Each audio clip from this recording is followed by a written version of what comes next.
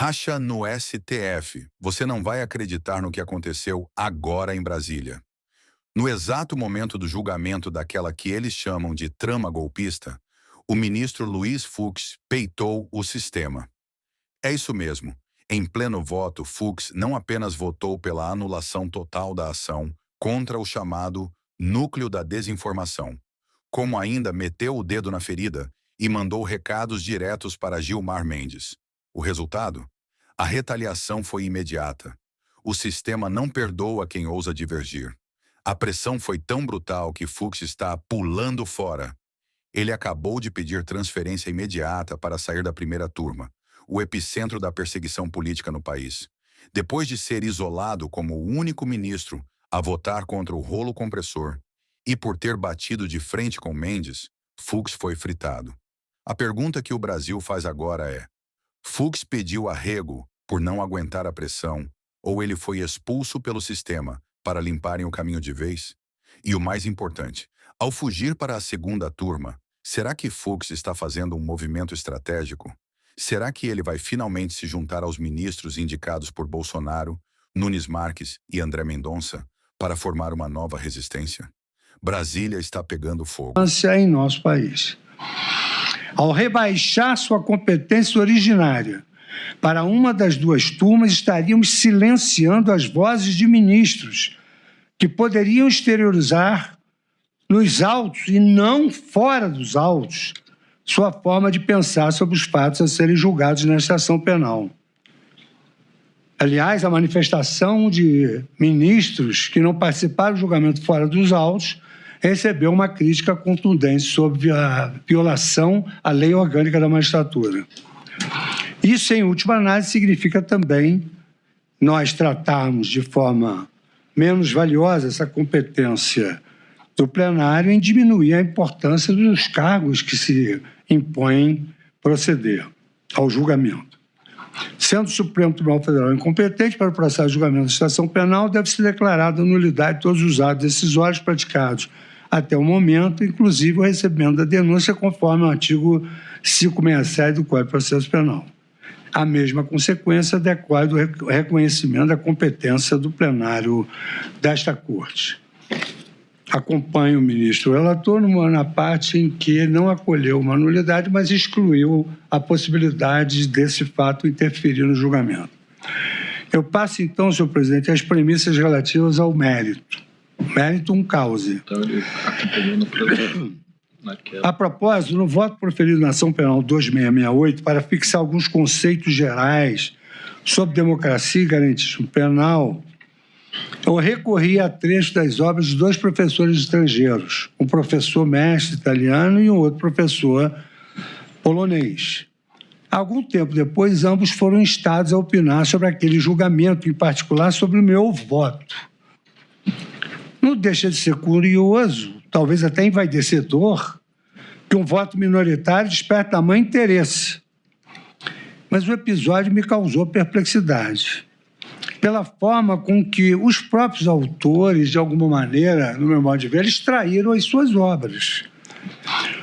O mestre italiano, que declarou não ter lido o meu voto e nem o processo, e é um dos precursores do garantismo penal, ele não teceu uma linha qualquer comentário sobre as afrontas por mim indicadas ao devido processo legal, a vedação a tribunais de exceção, a ampla defesa, a individualização das condutas, a proibição da analogia em malamparte, entre outras garantias elementares.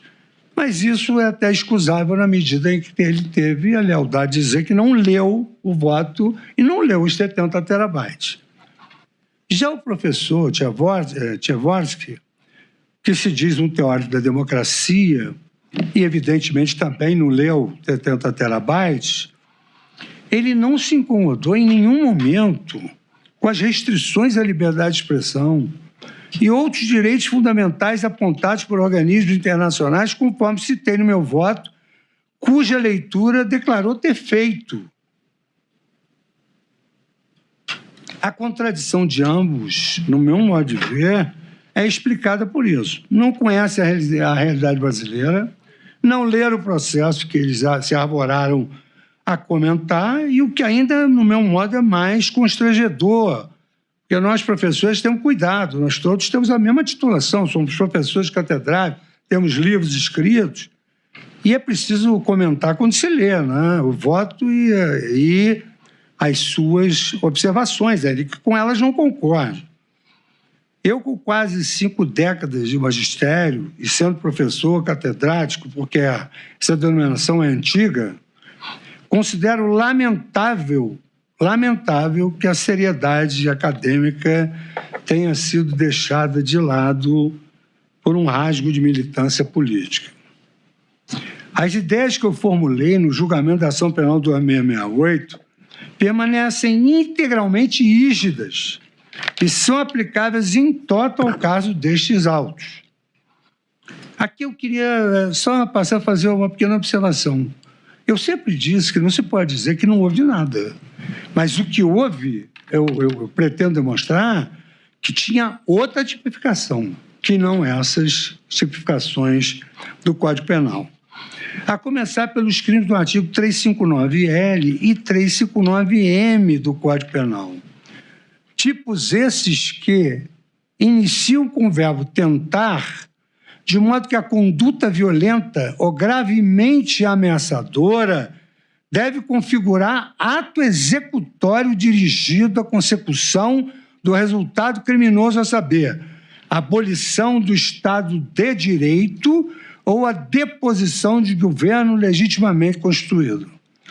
Nesse sentido, o artigo 14, inciso 2º do Código Penal dispõe que o crime se diz tentado quando iniciada a execução e não se consuma por circunstâncias alheias à vontade do agente. Se um dia me faltasse discernimento para distinguir o inocente do culpado, ou se renunciássemos a garantir a cada acusado as salvaguardas mínimas da Constituição, todo o edifício simbólico que sustenta um tribunal ruiria, ainda que suas paredes permanecessem de pé. Foi Rui Barbosa quem anotou com a altivez dos grandes espíritos: melhor será que a sentença não erre, mas, se cair em erro, o pior é que se não corrija. E, se o próprio autor do erro remediar, tanto melhor, porquanto tanto mais cresce com a confissão em crédito de justo o magistrado. Não há demérito para o juiz do que pactuar com o próprio equívoco. Não há demérito maior. Por isso que pactuar com o próprio equívoco representa trair a verdade, degradar a dignidade humana e macular o pacto constitucional. Nenhum de nós, juízes, é infalível, mas só os que se reconhecem falíveis podem ser realmente justos.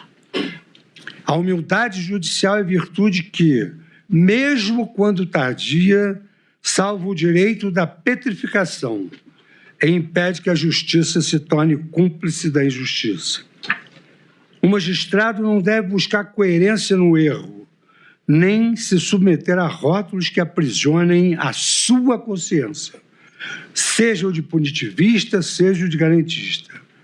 O único rótulo que honra o juiz é o da justiça, ao respeitar o devido processo legal e dar a cada um o que lhe é devido segundo a lei, observando sempre a proporcionalidade.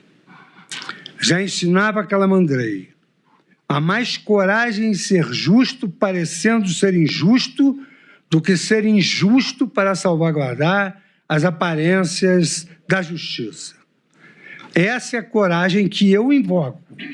Estou falando da minha pessoa como juiz, ao reconhecer que meu entendimento anterior, julgamos muitos casos, embora amparado pela lógica da urgência, incorreu em injustiças que o tempo e a consciência já não me permitiam sustentar.